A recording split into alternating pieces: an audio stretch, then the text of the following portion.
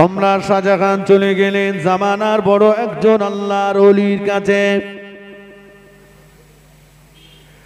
জামানার আল্লাহর ওলির কাছে যে বললেন, হুজুর আমি দিল্লির বাদশা সম্রাট শাহজাহান এসেছি। ওগো আল্লাহর ওলি, স্বপ্ন যুগে আমি একটা মসজিদের নকশা দেখেছি, ওই নকশাটা আপনি কি আমাকে বানিয়ে দেবেন?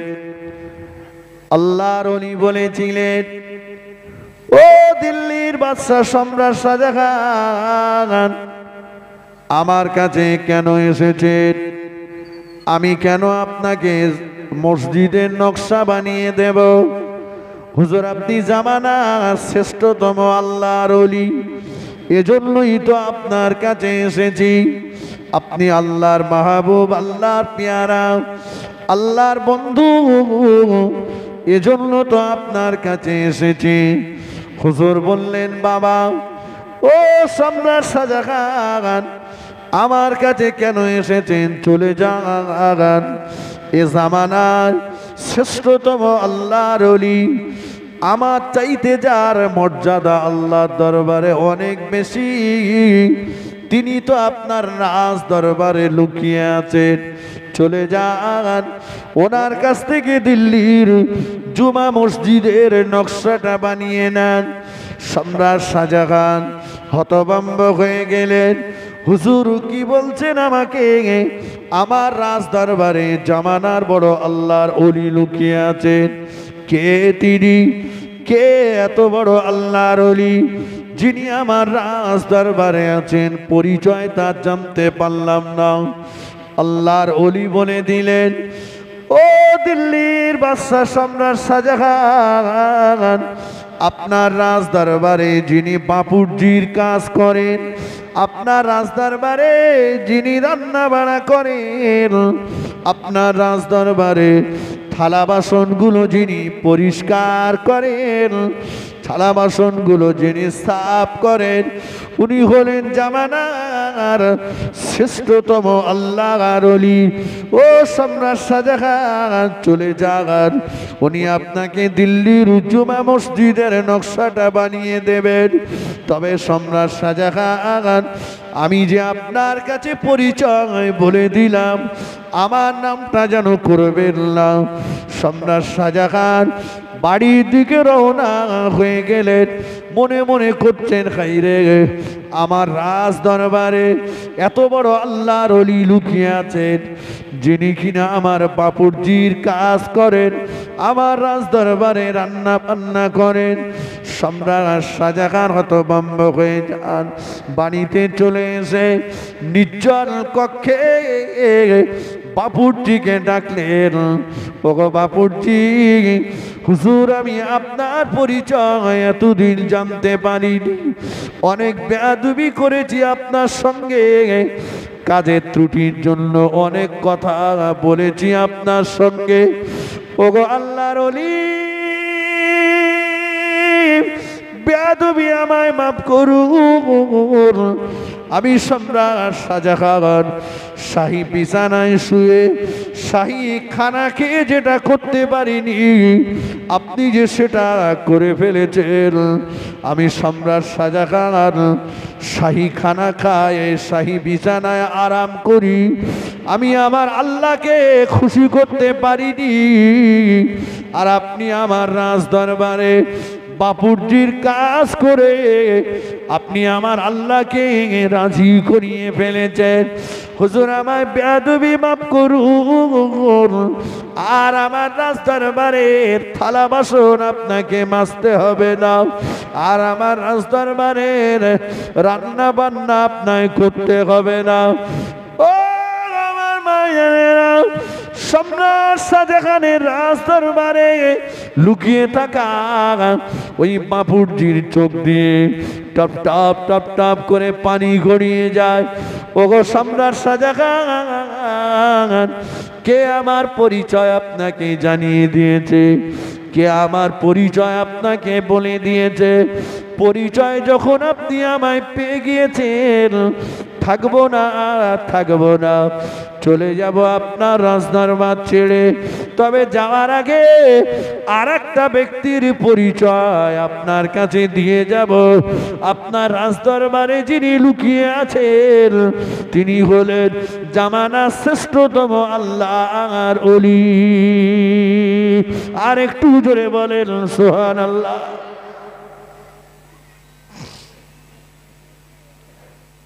বাবা, তাহলে কর্মচারীকে দেখে নিচু নজরে দেখা যাবে? কথা বলেন। কর্মচারী বলে, গরিব বলে সে কি মানুষ না? কি বলেছি? আমি আরামের বিছানায় শুয়ে যেটা করতে পারিনি ও হয়তো সেটা করে ফেলেছে। ওর টাকাটা হালাল, আমার টাকায় হারাম ঢুকে গেছে। হারাম খেয়ে আল্লাহ ডাকলে হবে? কথা বলেন না। সমাজ আপনি জিকির করছেন, জিকির আল্লাহ আল্লাহ আল্লাহ, মসজিদে বসে, খানকায় বসে, বসে জিকিরের জামাতে বসে জিকির করছেন। জিকির জিকির ভালো, জিকির মানে স্মরণ, জিকির মানে স্মরণ। তবে ওই স্মরণটাই বড় স্মরণ। মসজিদে, খানকায়, ইবাদতখানায় জিকির ও জিকির যেমন ভালো, এর চাইতে আরো ভালো দাড়ি পাল্লাটা ধরার সময় খরিদ্দার আমার দিকে না দেখলেও আল্লাহ দেখছেন, এক যার্রা পরিমাণ মালে কম দেব না। ওই সময়ের জিকিরটা হলো, ওই সময়ে আল্লাহর স্মরণটা হলো এই জিকিরের চাইতে বড় জিকির। একটু জোরে বলেন। জোরে বলতে পারলেন না? কথা বলেছেন। সম্রাট শাহজাহান অবাক হয়ে গেলেন। এর পরেও আমার রাজদরবারে আর একজন ওলি আছেন। কে তিনি? পরিচয়টা একটু বলেন। বলছে পরিচয় বলবো, তবে আমার কথা বললে হবে না। কে? ও সম্রাট শাহজাহান রাজদরবারে লুকিয়ে থাকা বাবুজি জানিয়ে দিলেন, ও দিল্লির বাদশাহ সম্রাট শাহজাহান, সকাল হলে আপনার রাজদরবারটা ঝাড়ু দিয়ে দিয়ে যিনি পরিষ্কার করেন, সকাল হলে রাজদরবারটা যিনি ঝাড়ু দেন, আপনার রাজদরবারের বাথরুমগুলো যিনি পরিষ্কার করেন, সাফ করেন, সবাই আমরা যাকে মেথর বলে জানি, সবাই আমরা যাকে মেথর বলে চিনি, ও সম্রাট শাহজাহান উনি হলেন এই জামানার শ্রেষ্ঠতম আল্লাহর ওলি। জোরে বলুন সুবহান। আর একটু জোরে বলুন। ও মায়েরা, সম্রাট শাহজাহানের চোখ দিয়ে টপ টপ করে পানি টোসা গড়িয়ে যায়। কি সর্বনাশ করলাম, কি সর্বনাশ করে ফেললাম। কাক দিয়ে আমি আমার রাজদরবারটা ঝাড়ু দেওয়ালাম, কাকে দিয়ে আমি আমার রাজদরবারের বাথরুম গুলো পরিষ্কার করালাম। উনি যে আমার আল্লাহকে এতটা রাজি করেছেন, উনি যে আমার আল্লাহকে এতটা খুশি করেছেন, যেটা আমি সম্রাট হয়েও করতে পারিনি, আমি দেশের বাদশাহ হয়েও করতে পারিনি। আল্লাহর ওলি সম্রাট শাহজাহান আজ চলে গেলেন। আরে মেথরগিরির কাজ যিনি করেন, আল্লাহর ওলিকে নির্জন কক্ষে ডাকলেন, হুজুর আমায় বেয়াদবি মাফ করে দিন, হুজুর আমার বেয়াদবি ক্ষমা করুন, আমি আপনাকে চিনতে পারিনি, না জেনে না বুঝে অনেক বেয়াদবি আপনার সঙ্গে করেছি, হুজুর আপনি আমায় মাফ করে দিন, ক্ষমা করে দিন। আপনার পরিচয় পেয়ে গেছি। আর কোনদিন সম্রাট শাহজাহানের রাজদরবার আপনার ঝাড়ু দিতে হবে না।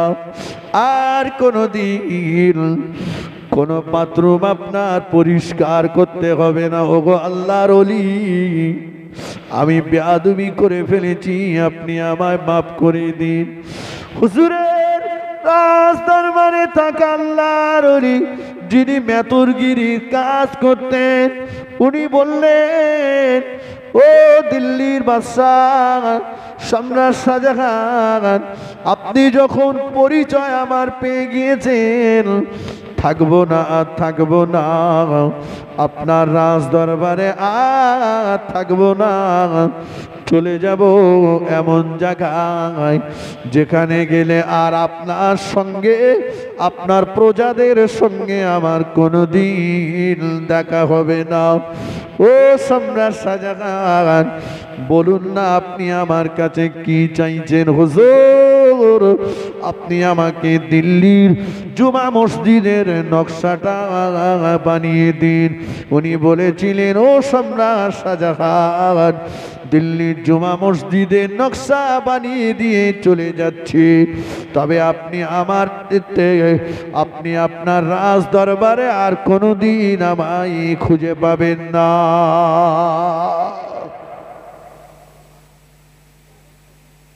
বাবা, এই কথাগুলো বলার একটাই উদ্দেশ্য হলো, তাহলে মেথডটাকে নিচু নজরে কথা বলেন দেখা যাবে না, কর্মচারীটাকে না, গরিব মানুষটাকে নিচু নজরে দেখো না, গরিব বলে তাকে তোচ্ছড় মোচ্ছড় করো না। যার কেউ নেই তার জোরে বলে মেম্বার আছে, মেম্বার আছে, আল্লাহ আছে। যে কোনো অসহায় গরিব মানুষ যখন আল্লাহর কাছে হাত তোলে দোয়া চায়, তার ওই দোয়া আল্লাহর আরশে আজিমের মাঝখানে কোনো পর্দা থাকে না, ওই দোয়াটা আল্লাহ পাকের দরবারে জোরে বলে কবুল হয়ে যায়। তবে একটা কথা মনে রাখতে হবে, গরিব বলে নীতিভ্রষ্ট হলে হবে না। মাল বাড়ানোর জন্য, সম্পদ বাড়ানোর জন্য নীতিভ্রষ্ট হলে হবে না। আমার কথা বোঝা যাচ্ছে? শরিয়ত থেকে ধরুন, আমার রসুল গরিব ছিলেন, কিন্তু রসুল্লাহ ভ্রষ্ট হন। গরিব হয়েছেন তো কি হয়েছে, দুঃখ নাই। আল্লাহ নবী দোয়া চাইছেন, আল্লাহ পাক, ও রব্বুল আলামিন, আল্লাহ পাক আপনি আমাকে গরিব করে রাখুন। ফাতেমা বললেন, আল্লাহুম্মা আমিন, আল্লাহ এই দোয়াটা আপনি কবুল করুন। আল্লাহ নবী আবার দোয়া চাইছেন, আল্লাহ পাক কিয়ামতের ময়দানে গরিবদের সঙ্গে আমার হাসর নাসর করাবেন।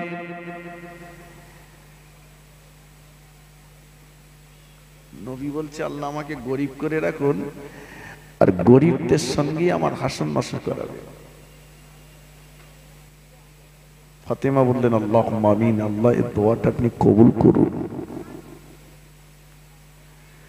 আল্লাহ নবী দোয়া চাইছেন, আল্লাহ পাক আমার সমস্ত উম্মাত উম্মাতিকে আপনি গরিব করে রাখুন। ফাতেমা এবার আর আমিন বললেন না। আল্লাহ নবী দোয়াটা আবার ঘোরাচ্ছেন, আল্লাহ পাক আমার সমস্ত উম্মাত উম্মাতিকে আপনি গরিব করে রাখুন।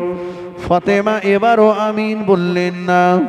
আল্লাহ নবী আবার দোয়াটা ঘোরাচ্ছেন, আল্লাহ পাক আমার সমস্ত উম্মাত উম্মাতিকে আপনি গরিব করে রাখুন। ফাতেমা বললেন আল্লাহুম্মা আমিন, আল্লাহ দোয়াটা কবুল করুন। আমার নবী দোয়াটা শেষ করলেন। ফাতেমা বললেন আব্বা জান, এতক্ষণ আপনি দোয়া চেয়েছেন, আমি আমিন বলেছি। ও আমার আব্বা জান, এবার আমি দোয়া চাইব, আমার দোয়াতে আপনাকে আমিন বলতে হবে।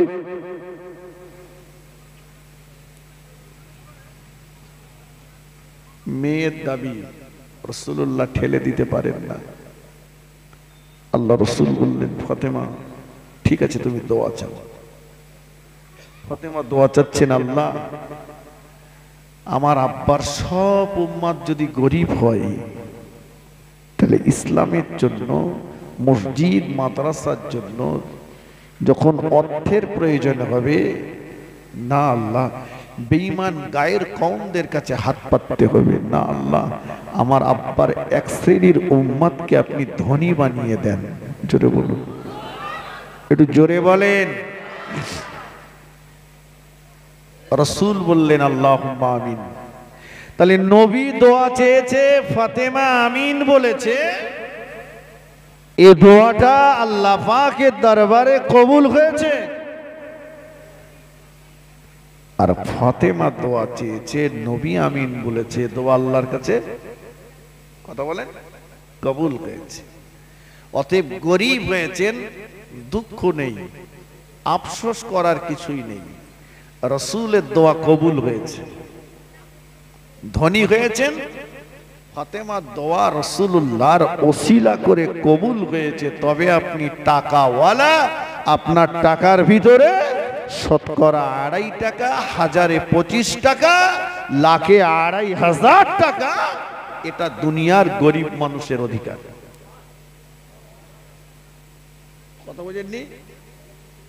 এটা দুনিয়ার গরিবের হক, গরিব মানুষের অধিকার। আপনি যদি মনে করেন টাকা আমার, গরিবকে আমি দেব না, আপনি দুনিয়াতে আপনার ক্ষমতার বলে না দিতে পারে, কিন্তু কিয়ামতের ময়দানে এই টাকার বিনিময়ে নেকি দেওয়া লাগবে। গরিবকে তৈরি থাকুন। আপনি গরিবের হককে মেরেছেন, নষ্ট করেছেন। পৃথিবীতে সবচাইতে দুটো অপরাধ হলো কঠিন, একটা হলো শিরিক করা, একটা হলো কি বলেছি শিরিক করা, আর একটা হচ্ছে হক নষ্ট করা। দুটো বড় গুনাহ। একটা হচ্ছে শিরিক করা, আল্লাহর সঙ্গে কাউকে অংশীদার স্থাপন করা। 2 নাম্বার হক নষ্ট করা। আসুন তাহলে আমার বক্তব্য হচ্ছে, রাসূলুল্লাহ গরিব চেয়েছেন, রাসূল গরিবদের সঙ্গে হাসর নাসর হোক, এটা আল্লাহর কাছে কামনা করেছেন। অথচ এ জামানার কিছু ধনী মানুষেরা, তারা তাদের বাড়ির অনুষ্ঠানে, তারা তাদের বিয়ে বাড়িতে, তারা তাদের কোন জায়গায় গরিব মানুষকে দাওয়াত করে না। ধনী লোকের বিয়েতে ধনী মানুষেরই দাওয়াত হয়, গরিবের দাওয়াত হয় না। কিন্তু তারা জানে না যে আমি মরে গেলে আমার কবরটা ওই প্যান্ট শার্ট নেকটাই পরা ব্যক্তিরা খুঁড়তে আসবে না, দুনিয়ার এই গরিব মানুষগুলোই কোদাল ঘাড়ে করে নিয়ে চলে আসবে আমার কবর খুঁড়তে। ঠিক কিনা বলে? এজন্য রাসূল বলেছেন, ওই মজলিসে যেও না, যেও না, যেও না যেখানে কোনো গরিবের দাওয়াত হয় না। গরিবের দাওয়াত হয় না, ওখানে যেও না, ওখানে আল্লাহর রহমত হয় না। কাকে তুমি ছোট করছো? না, রাসূল গরিব ছিলেন তো নাকি? কথা বলেন। নবী যদি চাইতেন, আল্লাহ মক্কা মদিনার জমিনকে আমার নবীর জন্য সোনা বানিয়ে দিতেন, কিন্তু না।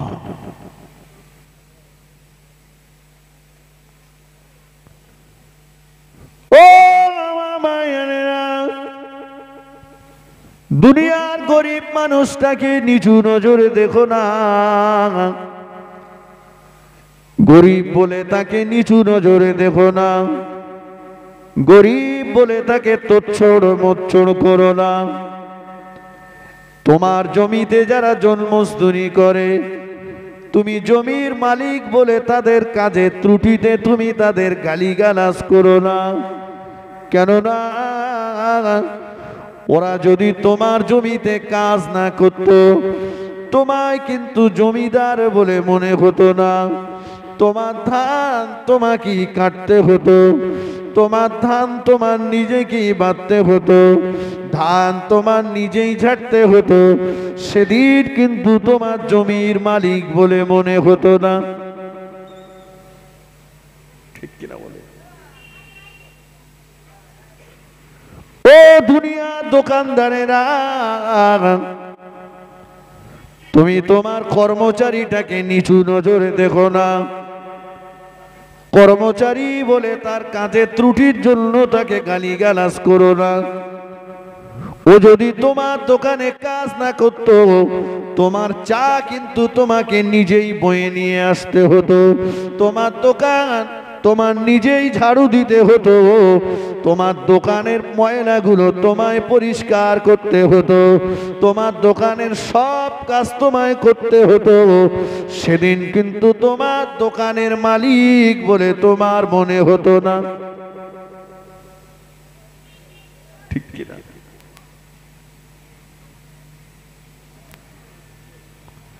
ও দুনিয়ার গাড়ির মালিকেরা, তুমি তোমার গাড়ির ড্রাইভারটাকে তোচ্ছড় মোচ্ছড় করো না, তাকে তুমি নিচু নজরে দেখো না। তার কাজের ত্রুটিতে তুমি তাকে ছোট মোটা কথা বলো না। সে যদি তোমার গাড়ি না চালাতো, তোমার গাড়ি তোমার নিজেই চালাতে হতো, তোমার গাড়ি তোমার নিজেই ধুতে হতো, নিজেকেই মুছতে হতো। সেদিন তোমাকে গাড়ির মালিক বলে মনে হতো না। ঠিক কিনা বলেন? ও দুনিয়ার টাকাওয়ালারা, ও দুনিয়ার ধনী মানুষেরা, দুনিয়ার ঠেলাওয়ালা, রিক্সাওয়ালা, ভ্যানওয়ালা, টোটোওয়ালা, এদেরকে নিচু নজরে দেখো না, এদের তোচ্ছড় মোচ্ছড় করো না, এদের মান সম্মান নষ্ট করো না। তুমি বাজার করেছো, তোমার বাজারটা বেশি হয়ে গিয়েছে। দুনিয়ার টোটোওয়ালারা যদি না থাকতো, ভ্যানওয়ালা ঠেলাওয়ালারা যদি না থাকতো, তোমার বাজার তোমার নিজেই মাথায় করে বাড়ি নিয়ে যেতে হতো, তোমার মাল তোমার নিজেই কাঁধে করে বহন করতে হতো। সেদিন কিন্তু জমিদার বলে বাবুগিরি করাটা তোমার সেদিন মানাতো না। এরা আছে বলে তোমার বাবুগিরিটা আজকে সমাজের মানুষ দেখতে পায়। অতএব না, এদেরকে তুমি নিচু নজরে দেখো না। ও দুনিয়ার জমিদার ঘরের স্ত্রীরা, ও গো বড় লোকের গিন্নিরা, ও বড় লোকের মেয়েরা, তোমার বাড়ির কর্মচারীটাকে, তোমার বাড়ির কাজের মেয়েটাকে তুমি নিচু নজরে দেখো না। ওকে না আলাদা করে দেখো না, দেখো না, দেখো না। ও যদি তোমার বাড়ি কাজ না করতো, বড় লোকের গিন্নিগিরি তোমায় করতে হতো না, তোমার হাতের চামড়া তুমি পরিষ্কার রাখতে পারতে না, ঝাড় তোমায় দিতে হতো, থালা বাসন তোমার মাজতে হতো। সেদিন তোমার গায়ের চামড়া তুমি পরিষ্কার রাখতে পারতে না। ও আছে বলেই তো তুমি বড় লোকের গিন্নিগিরি করছো। অতএব তার অপরাধটা তুমি হালকা নজরে দেখো।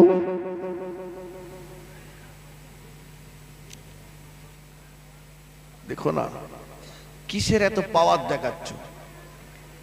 কিসের? তোমার মতো কত ফুটো মোস্তান তাদের হাড় মাটি হয়ে গেছে। ঠিক কিনা বলেন? যাদের দাপটে এলাকা কাঁপতো, আজকে তারা নেই, হাড় মাটি হয়ে গেছে। ঠিক কিনা? কত টাকার মালিক তুমি, সাদ্দাদের মতো বাদশা যে আল্লাহর সঙ্গে চ্যালেঞ্জ করে নকল বেহেশত তৈরি করেছিল, সাদ্দাদের বেহেশতে আল্লাহ সাদ্দাতকে ঢুকতে দেয়নি। কত ক্ষমতা তোমার, তুমি আজ ক্ষমতার বল দেখাচ্ছ, জানো নমরুদ বলেছিল ইব্রাহিম তোমার আল্লাহর সঙ্গে যুদ্ধ করব, সেই নমরুদের মতো শয়তানটাকে মারতে আমার আল্লাহর বন্দুক পিস্তল পাইপ গান কিছু লাগেনি। আল্লাহর সৃষ্টিজীবীর ভিতরে ছোট্ট একটা সৃষ্টিজীব নাম তার মশা, একটা হ্যান্ডিক্যাপ মশা দিয়ে নমরুদের মতো মস্তানটাকে আল্লাহ জাহান্নামে পাঠিয়েছে। এই কথা বোঝেননি? তুমি কত বড় মস্তান, কাকে নিজু নজরে দেখছো? আমি হাজার হাজার টাকা ইনকাম করি, এসি ঘরে থাকি, আরামের বিছানায় থাকি, আমার হাজার হাজার টাকার ভিতরে শত শত টাকা হারাম রয়েছে। কিন্তু একটা ভ্যানওয়ালা সারা দিনে 400 টাকা ইনকাম করেছে, ওর মাথার ঘাম পায়ে ফেলা, ওর 400 টাকাটাই হালাল। আমার এই হারাম টাকায় আমি গোশত খেয়েছি, আর ওর হালাল টাকায় সয়াবিন কিনে খেয়েছে। আমার আল্লাহ বলা ডাকটা আল্লাহর পছন্দ হয়নি, ওর আল্লাহ বলা ডাকটা আল্লাহ পছন্দ করেছে। একটু জোরে বলুন ঠিক কিনা বলে? কাকে তুমি ছোট করছো? দেশের নেতৃত্বের চেয়ার আজ তাদেরই দখলে। এ সমাজের আর এ জামানার হাইব্রিড মাতাল যারা, তারাই হয়েছে এ জামানার সবচাইতে বড় বড় লিডার। সত্য না মিথ্যা? ভাই, মাতালের হাতে যদি গাড়ির স্টিয়ারিং থাকে, ও গাড়ি রাস্তায় চলবে না খানায় যাবে। কথা বলেন। আপনি যদি সমাজের ধর্মীয় দিকটা দেখেন, তো মসজিদ বলুন আর মাদ্রাসা বলুন, ধর্মীয় জায়গাগুলোতে আজকে নেতৃত্ব দিচ্ছে তারাই। সমাজের সবচাইতে চাইতে বড় বড় হারামখোর যারা, তারাই হয়েছে মসজিদ মাদ্রাসা কমিটির মেম্বার। সত্য না মিথ্যা? খোঁজ নিয়ে দেখুন। কোন অটোওয়ালা, টোটোওয়ালা, রিক্সাওয়ালা, ভ্যানওয়ালা, ঠেলাওয়ালা এরা কমিটিতে চান্স পায়নি। কোন গরিব মানুষ চান্স পায় না, খুব কম। কারণ এদের টাকা নেই। টাকা নেই মানে নাকি বুদ্ধি নেই।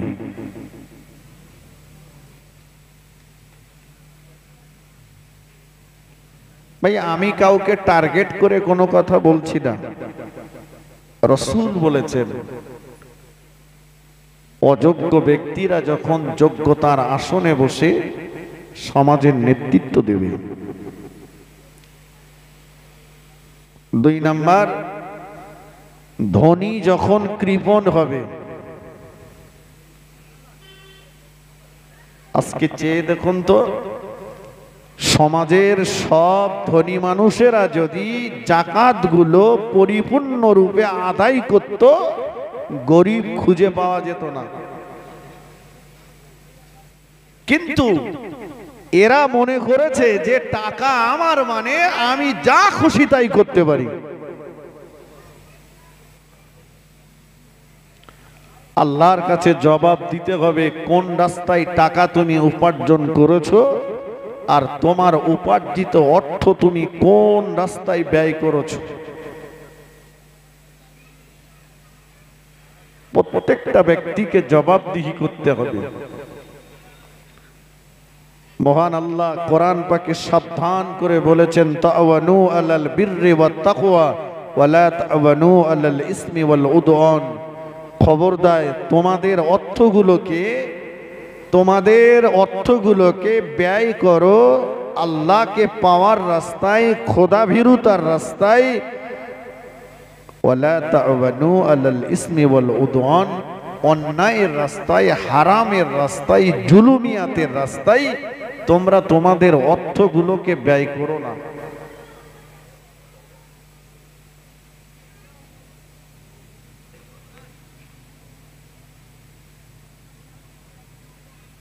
মদিনার খলিফা ওমর রাদিয়াল্লাহু আনহু মুসলিম জাহানের খলিফা ছিলেন।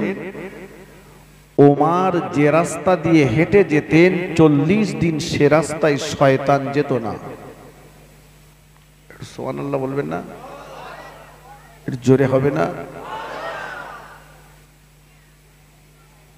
সারা রাত ওমর ঘুরতেন আমার রাজত্বকালে আমার কোন প্রজা কষ্টের ভিতরে আছে কিনা,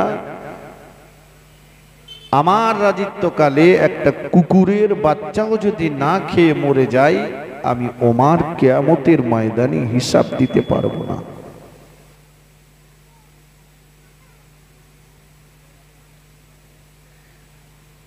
এর নাম নেতা।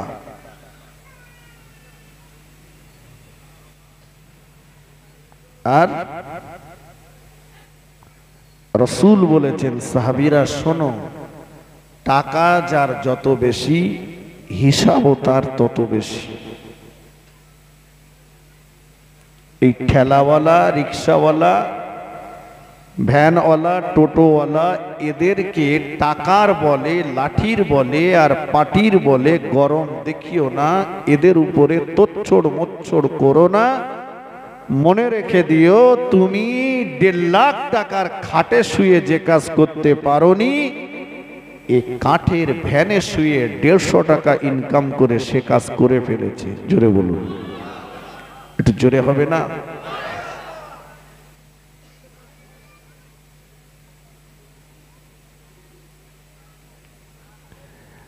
আল্লাহ নবীর বেটি ফাতেমাতুজ জোহরা রাদিয়াল্লাহু তাআলা আনহাকে আল্লাহ নবী বললেন, ফাতেমা আমি একটু আল্লাহ পাকের কাছে দোয়া চাইব, তুমি আমার দোয়াতে আমিন বলবে।